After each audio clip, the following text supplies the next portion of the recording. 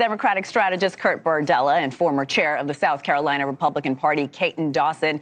Gentlemen, welcome to the launch of our brand new weekend show. Thank you so much for joining us. Thanks for having us. So I'm going to start with you, Kurt. Do you think this ruling has any impact on Trump politically?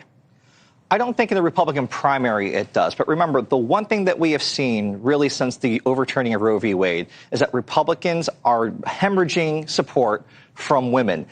Going out there, being accused and convicted of sexual assault, and then running that person, your victim, down by name over and over again, and then having a ruling and a judgment like this, that's not going to help the Republican brand with women. And the one thing we know about Donald Trump is he can't control himself. When asked about things, he will say whatever comes to his mind. That's why it's costing him $83 million. I have a hard time believing that between now and November, he won't repeat these same mistakes over and over again. And over time, that's just going to further alienate him from the Republican women, from the independent women that he's going to need to win a general election. Caton, the week after a Manhattan jury indicted Trump, you remember within the week, he raised $13 million. Do you think this may hurt his campaign or even help his campaign moving forward? It's a little hard to raise money off of what just happened to Donald Trump online. A little hard. His base is pretty solid, Hannah. Yeah. It's pretty solid. It's the hardcore base of the Republican Party. He's had them for a while. This won't shake it up exactly because Donald Trump has done a magnificent job of telling voters and the Republican base, I'm standing between you and the federal government. They can do this to you. 82,000 IRS agents, they're coming after you. And I continue to hear that in the diners and stuff. But this is a little different. And the 82 million is going to hurt his feeling. The 5 million, we're going to find out how much money Donald Trump really has.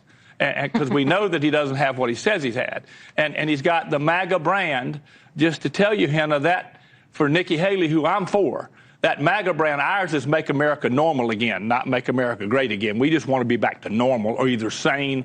But what that did when he did his stunt about I'm gonna go check on you and check on you donors and you're never going to be in MAGA world, that's everything he's been complaining about the federal government.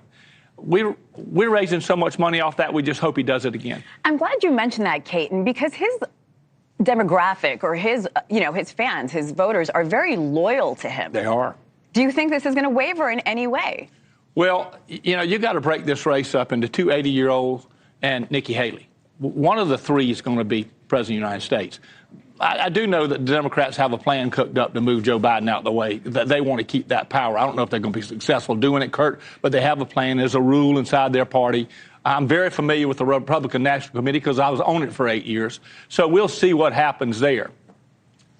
Kurt, your thoughts here?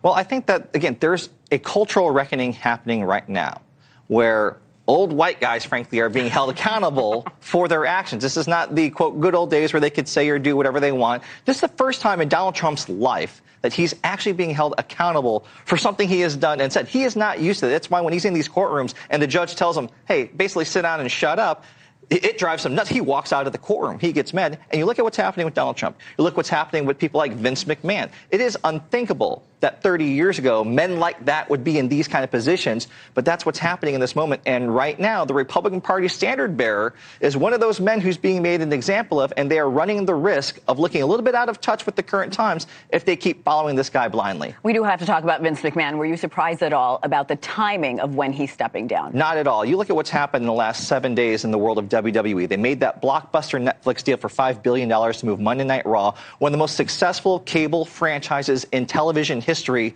to that streaming service. Around the world. They are a global conglomerate. They announced that Dwayne "The Rock" Johnson, perhaps their most recognizable, success story ever to come out of WWE, has joined the board of directors of the new company TKO, which owns WWE. You look at the fact that Ari Emanuel, one of the most powerful men in all of Hollywood, is one of the owners of this company.